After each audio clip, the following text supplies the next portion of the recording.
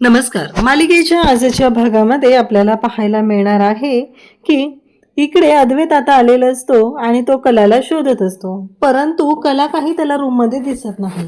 पण अद्वैत खूप शोध घेतो. कला नक्की कुठे गेली, काय झालंय, या गोष्टी त्याला कळतच नसतात. कलाचा तो शोध घेत राहतो, पण कला कुठे आहे या कोणत्याच गोष्टीची कल्पना अद्वैतला नसते.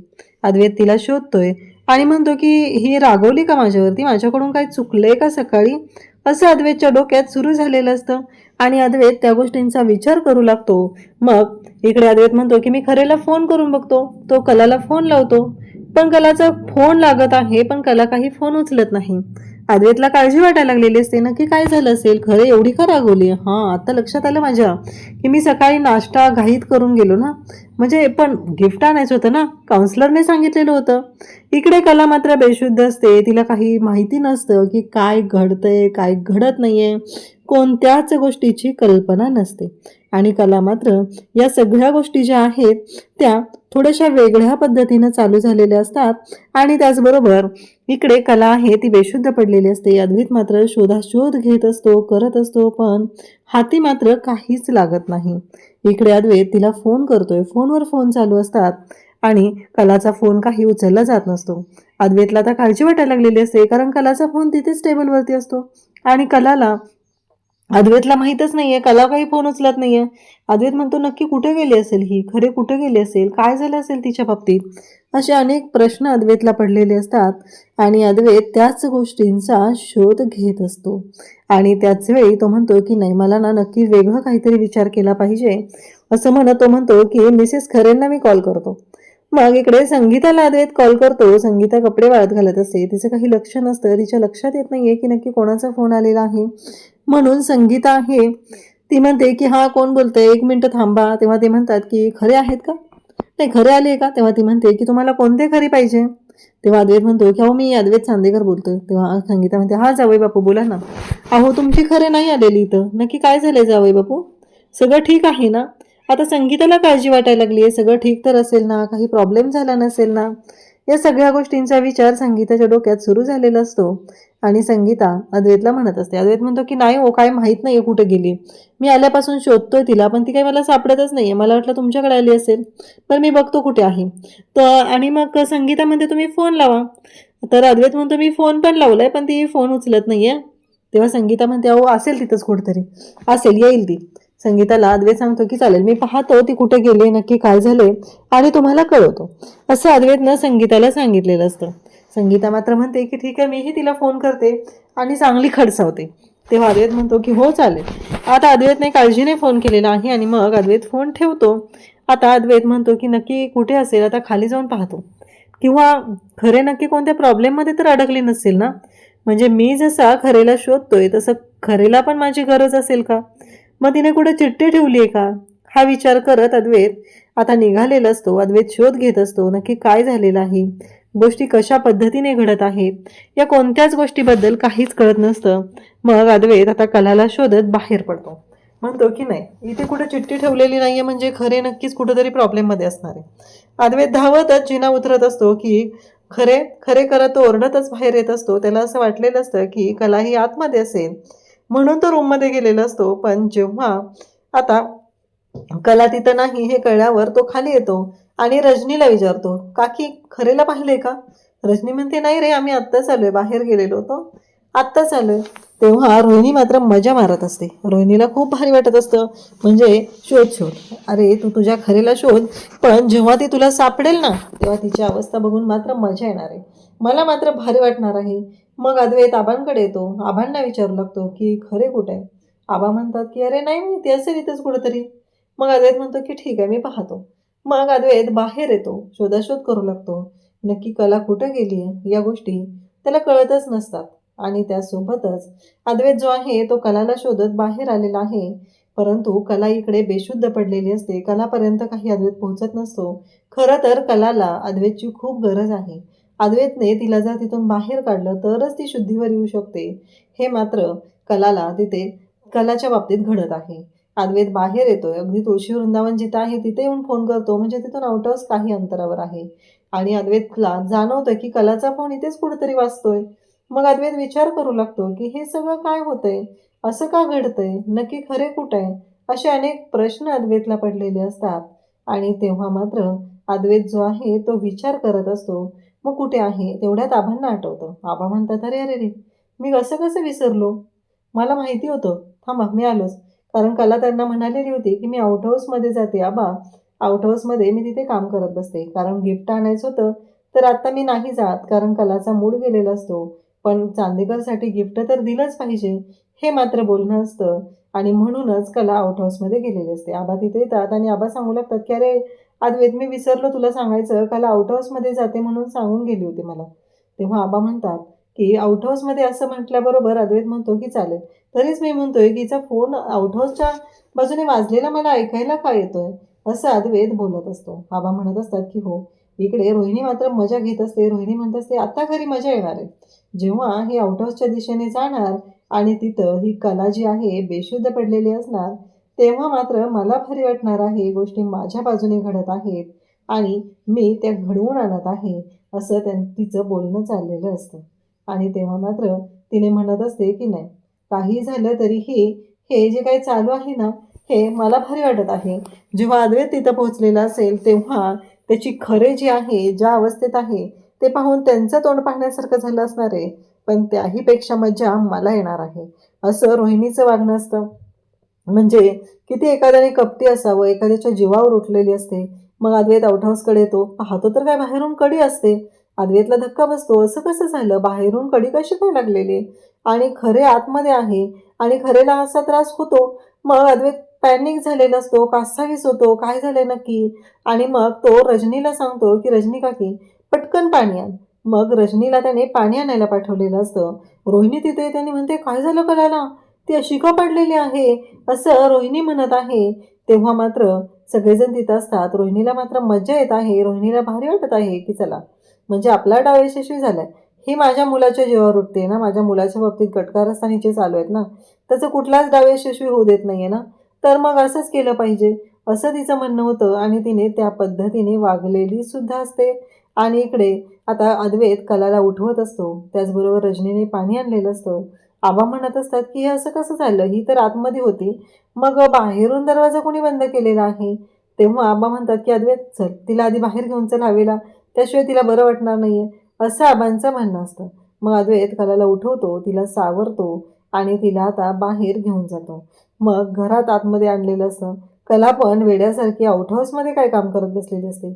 अद्वैत तिला म्हणत असतो, काय झालं हे सगळं. कला म्हणते की अचानक ना लाईट गेली आणि फॅन बंद झाला. मग त्यानंतर मी दरवाजा उघडण्यासाठी उठले, पाहते तर काय दरवाजा बंद होता.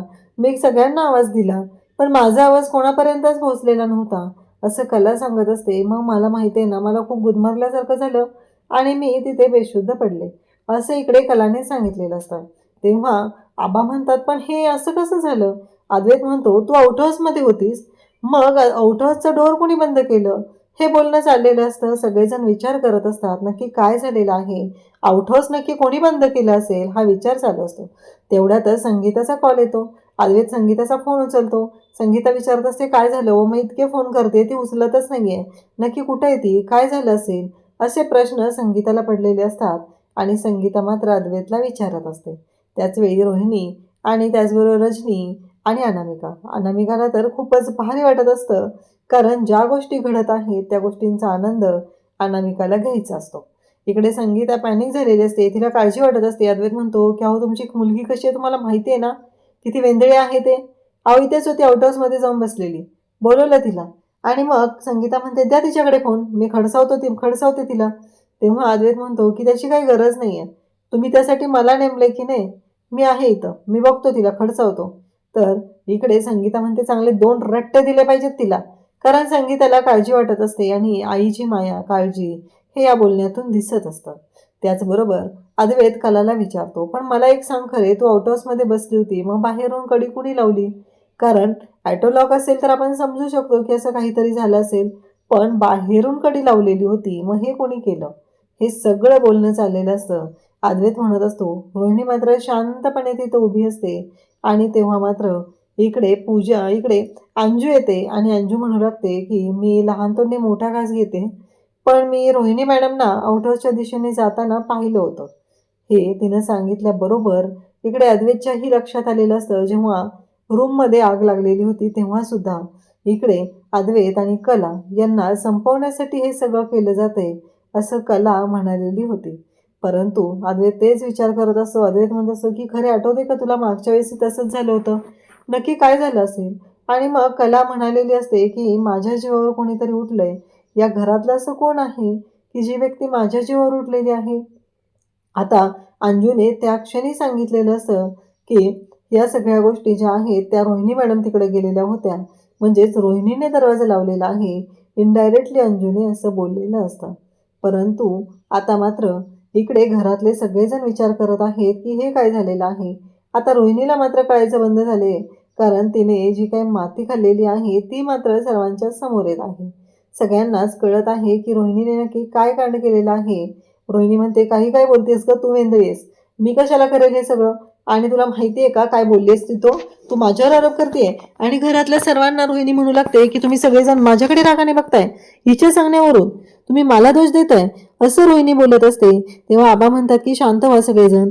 पण रोहिणी तुला एक कळत नाहीये का तिथे माणूस आहे का नाही पाहायचं. कारण रोहिणी म्हणते की अंजूने आउट हाऊस बंद ठेवलं नव्हतं म्हणून मी तिथे जाऊन ते बंद करण्याचा प्रयत्न केलेला आहे, मी बाकी काहीच केलेलं नाहीये असं रोहिणीचं सांगणं असतं. आणि त्याच वेळी इकडे अद्वैत कलाला घेऊन आता रूमकडे निघतो. कारण अद्वैत आणि कलाला आराम करणं गरजेचं आहे असं अद्वैतला वाटत असतं. आणि त्यामुळंच अद्वैतने तो निर्णय घेतलेला असतो. तिथे आल्यानंतर टेबलवरती सुंदर असा फुलांचा बुके असतो. तो कला पाहते आणि कला म्हणते चांदेकर हे तू आणलेस का. अद्वैत तो बुके उचलतो, बाजूला ठेवतो आणि म्हणतो की तू बस आधी खाली आराम कर. तुला माहितीये का काय झालंय हे सगळं, आता तुझी अवस्था काय झाली होती तुला कळतंय का असं अद्वैत बोलत असतो. कला म्हणत असते की अरे चांदेकर एवढं असं काहीच नाही झालेलं, तू ना जरा जास्त विचार करतोयस, एवढा विचार करायची काही गरज नाही असं अद्वैतला ती सांगत असते. अद्वैत तिला म्हणतो की थांब, शांत हो बरं आधी, मी सांगतोय ना तुला, शांत हो, अजिबात असा विचार करायची गरज नाही. आणि तो तिला म्हणतो की थांब. आणि मग कलाला तो पाणी घेतो आणि पाणी घेऊन कलाला तो पाजायला लागलेला असतो. कलाला म्हणतो की घे पाणी, लिंबू सरबत घेऊन किती वेळ झालाय माहिती आहे ना तुला. अगं तुझी बॉडी डिहायड्रेट झाली असेल, आठवते का तुला मागं ऑफिसमध्ये काय झालं होतं. लिफ्टमध्ये मी तुला घेऊन चाललेलो, मग ते लिफ्ट बंद झालं आणि मग तुला त्रास होऊ लागलेला, आठवतंय ना. त्यामुळं मी तुला काय सांगतो ऐकून घ्या आधी, अजिबात असा विचार करू नकोस आणि मी आहे ना, मी करेल सगळं मॅनेज असं अद्वैत तिला सांगत असतो. आणि त्यासोबतच या सगळ्या गोष्टी अशा पद्धतीने चालू असतात. अद्वैत मात्र कलाची खूप काळजी घेत असतो, कलाला समजावत असतो, कलाशी शांतपणे बोलत असतो. खूप असं छान सगळं बोलणं चालणं चालू असतं. परंतु कला म्हणत असते की पण मला ना कळत नाहीये. कलाला विचार येत असतात डोक्यात. मग कला तिथं बसलेली असते शांतपणे. आता अद्वैत जो आहे तो लॅपटॉप उघडतो, त्याचं ऑफिसचं काम चालू करतो. परंतु कलाला पुढे कपड्यांचा ढीग दिसतो. कला उठते आणि सोप्याकडे ठेवलेला कपड्यांचा ढीग पाहते आणि तिथे जाऊन त्या कपड्या घडी करायला घेते. आता कलाने कपड्यांच्या घड्या करायच्या आहेत म्हणून गेलेली असते. आणि त्याच वेळी पाहायला मिळतं ते म्हणजे की कला जेव्हा तिथं गेलेली आहे तेव्हा मात्र कला म्हणते की चांदेकर अरे थोडेसेच कपडे आहेत ना, बहुतेक अंजू आहे ना ती घाई गडबडीत ना विसरून गेली म्हणून मी ते घड्या करून ठेवते असं कला सांगत असते. आणि तेव्हा मात्र अद्वैत म्हणतो की अजिबात नाही, मी करतो तुझी सगळी कामं. म्हणजे आता कलाच्या कामांची जबाबदारी अद्वैतनं घेतलेली असते आणि अद्वैत ते काम करायला तिथे जातो. अद्वैत म्हणत असतो की नाही मी करतोय ना, तू आराम करायचा. तुला कळतंय का आता काही वेळापूर्वी अगं तू बेशुद्ध पडलेली होतीस, तुझ्या लक्षात येते का असं अद्वैत कलाला सांगत असतो. कला म्हणते अरे चांदेकर सगळं ठीक आहे, आता मी ठीक आहे ना, मग काळजी करायची काहीच गरज नाही असं कला बोलत असते. अद्वैत म्हणतो की नाही, मी सांगितलंय ना आराम करायचा म्हणजे आराम करायचा. आणि मग अद्वैत स्वतः कपड्यांच्या घड्या करायला घेतो. अद्वैतकडे कला पाहते. कला म्हणत असते बरोबर आहे, तू कोण आहे माहितीस का, द ग्रेट अद्वैत चांदेकर. तुझ्याकडून ना काहीच चुका होत नाहीयेत, काहीच प्रॉब्लेम नसतात. आता मला कळलेलं आहे हे सगळं जे काय आहे ते काय घडत आहे. आणि मग ते बोलत असतात. आणि त्यासोबतच इकडे पाहायला मिळतं ते म्हणजे कला म्हणते की बरोबर आहे, जमतील ना आजच्या दिवसात ह्या घड्या करायला तुला असं कला अद्वैतला विचारत असते. तेव्हा अद्वैत म्हणतो हो. तेव्हा अद्वैत म्हणतो की मला कसं माहिती आहे का, मला टीम वर्क करायला जमतं, आणि मी ते टीमवर्क आहे ते चांगल्या पद्धतीने करून घेतो. चल बरं ये मदत कर मला. तेव्हा कला म्हणते की हो चालेल. आणि मग कला आणि अद्वैत, कारण एक मोठी बेडशीट असते आणि त्याची घडी करायची असते, त्यामुळं कला आणि अद्वैत दोघंही आता त्या बेडशीटची घडी करण्यासाठी घेतात आणि बेडशीटची घडी करत असतात. मग कला आता मदतीला जाते. तेव्हा अद्वैतला ती सांगत असते, अशी ही 2 टोकं आहेत, ही 2 टोकं एकत्र आणायची आणि त्याचबरोबर ते 2 टोकं एकत्र आणून आता तुझ्याकडचं जे टोक आहे ते माझ्याकडे तू घेऊन यायचं. त्यानंतर एक फोल्ड झालेला असतो. मग कला म्हणते की आता हे माझ्याकडचं जे टोक आहे ते मी तुझ्याकडे घेऊन येणार. मग हा झाला दुसरा फोल्ड. असं त्यांचं बोलणं चालू आहे. आणि मग कला आणि अद्वैत दोघंही आता त्याची घडी करतात आणि दोघांचे हात एकमेकांच्या हातामध्ये असतात. अद्वैतने कलाचा हात पकडलेला असतो आणि अद्वैत जो आहे तो कलाला म्हणत असतो की झालं. तेव्हा म्हणजे अद्वैत पाहतच राहतो. अद्वैतला भारी वाटत असतं, कारण कला जी आहे ती ती ब्लँकेटची बेडशीटची घडी कशी करायची ती शिकवत असते, परंतु त्यासोबतच अशा पद्धतीने काही गोष्टी चालू असतात. आणि मग कला अद्वैतच्या जवळ आलेली असते. तेव्हा अद्वैतला ती सांगते की अशी घडी व्यवस्थित करायची म्हणजे ती विस्कटत नाही, म्हणजे संसाराची घडी सुद्धा अशा पद्धतीने बसली पाहिजे असं इनडायरेक्टली कलाला सांगायचं असतं. आणि मग कला ते सगळं अद्वैतला बोलत असते. त्यासोबतच अद्वैत जो आहे तो कलाकडे पाहत असतो आणि कला मात्र शांतपणे ते पाहत असते. दोघांचे हात एकमेकांच्या हातात असतात. आणि मग कला म्हणते की मी किचनमध्ये जाते, थोडंसं काम राहिलंय माझं. अद्वैत पण पाहत राहतो. अद्वैतलाही भारी वाटत असतं, म्हणजे अद्वैत आता हळूहळू कलाच्या प्रेमात पडू लागलाय, ही गोष्ट आपल्या लक्षात येऊ लागलेली आहे. अद्वैत मनापासून हे सगळं करतोय. आणि मग कला किचनमध्ये जायला निघालेली असते. अद्वैत म्हणत असतो की हो चालेल.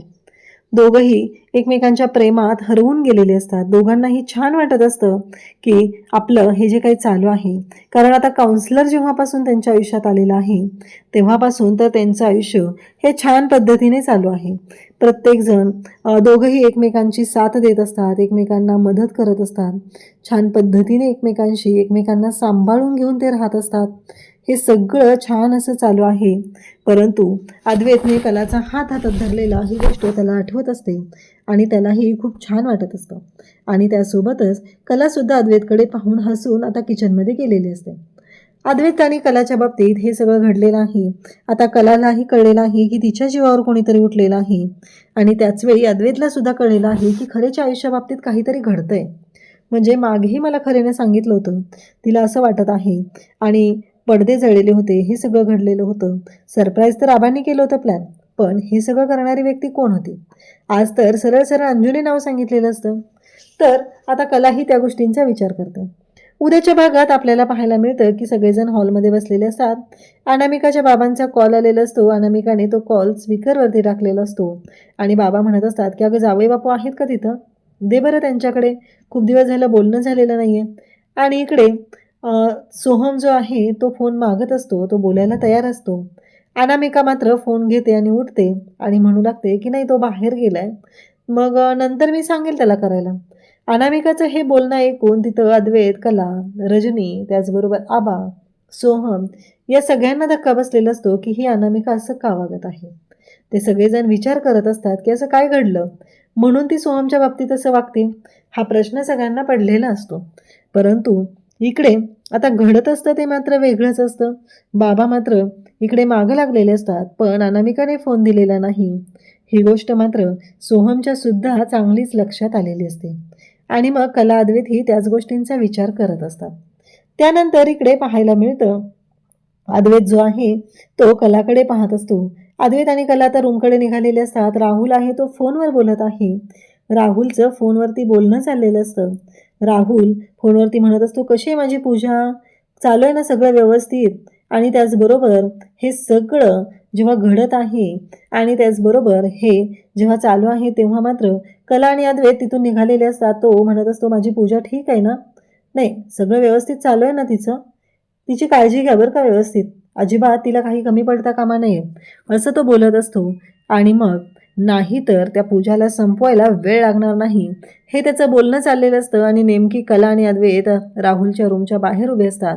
दोघांच्याही कानावरती हे शब्द पडतात आणि म्हणजेच आता कलाला कळलेलं आहे की पूजाच्या बाबतीत राहुलने काय केलेलं आहे.